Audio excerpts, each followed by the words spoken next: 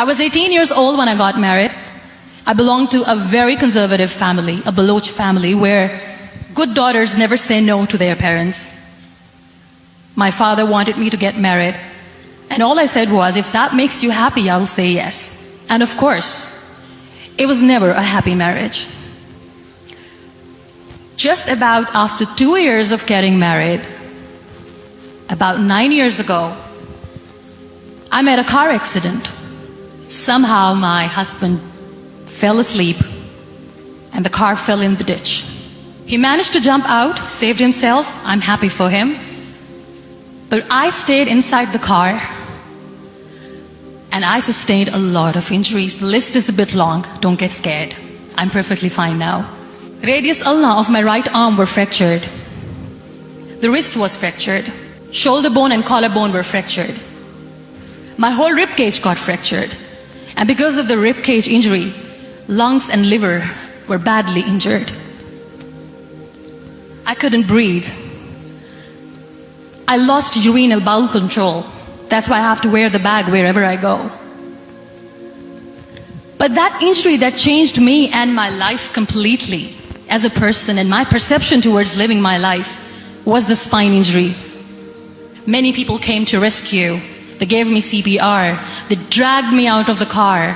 And while they were dragging me out, I got the complete transection of my spinal cord. Those 2.5 months in the hospital were dreadful.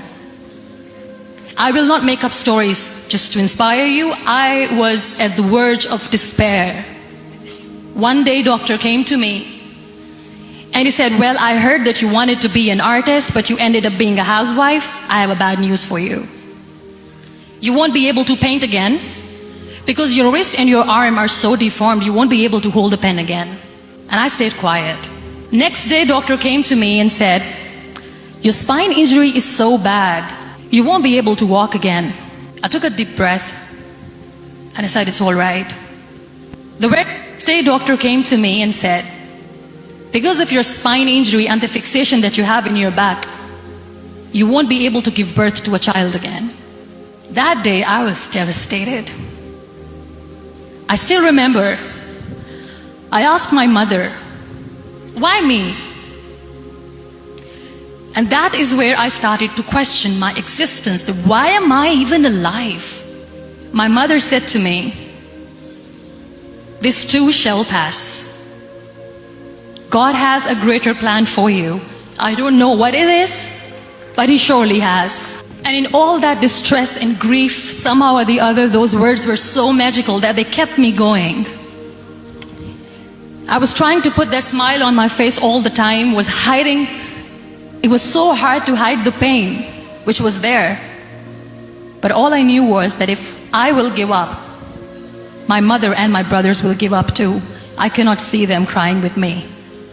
So what kept me going was, one day I asked my brothers, I know I have a deformed hand, but I'm tired of looking at these white walls in the hospital and wearing these white scrubs.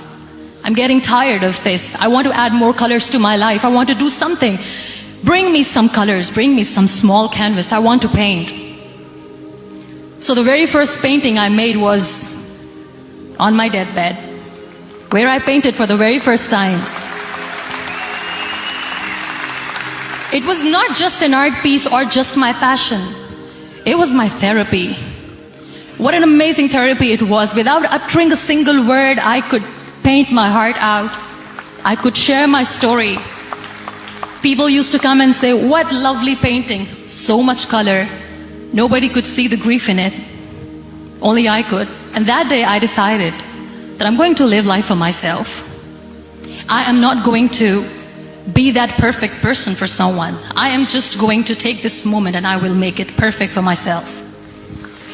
And you know how it all began? That day I decided that I'm going to fight my fears.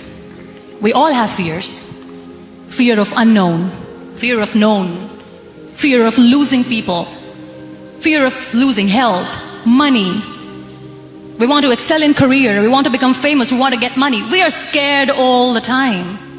So I wrote down one by one all those fears, and I decided that I'm going to overcome these fears one at a time. You know what was my biggest fear? Divorce. I couldn't stand this word. I was trying to cling on to this person who didn't want me anymore, but I said no. I have to make it work. But the day I decided that this is nothing but my fear, I liberated myself by setting him free. And I made myself emotionally so strong that the day I got the news that he is getting married, I sent him a text that I'm so happy for you and I wish you all the best. And he knows that I pray for him today.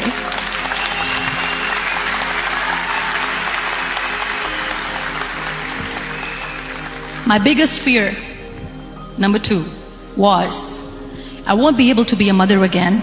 And that was quite devastating for me. But then I realized there are so many children in the world, all they want is acceptance. So there is no point of crying, just go and adopt one. And that's what I did.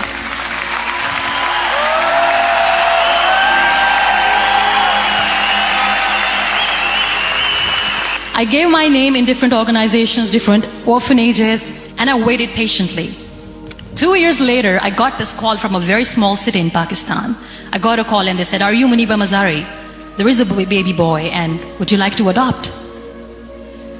And when I say yes, I could literally feel the labor pain. I said, yes, I am going to adopt him. I am coming to take him home.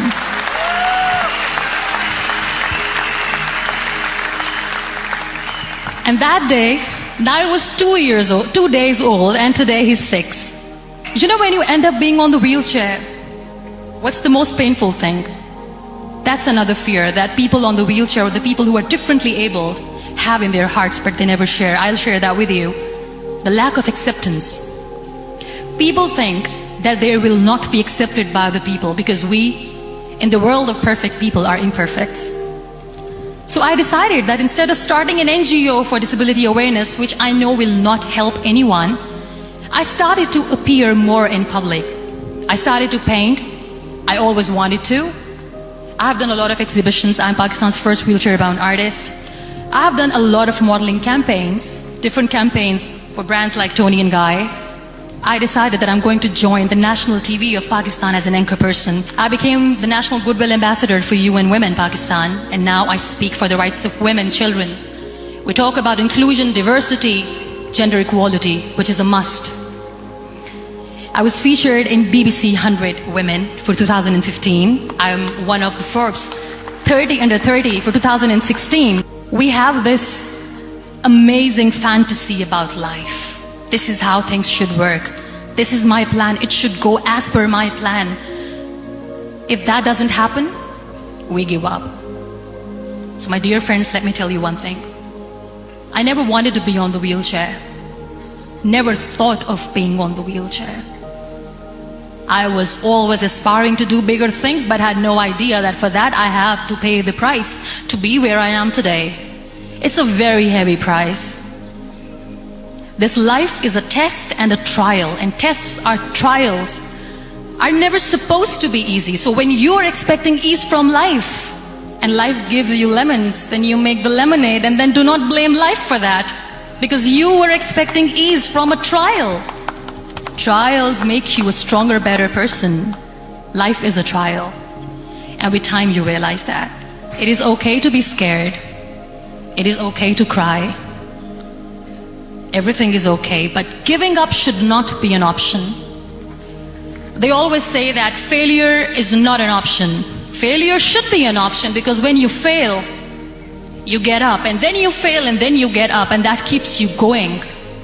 Embrace each and every breath that you are taking. Celebrate your life. Live it. Don't die before your death. Real happiness lies in gratitude. So be grateful, be alive, and live every moment.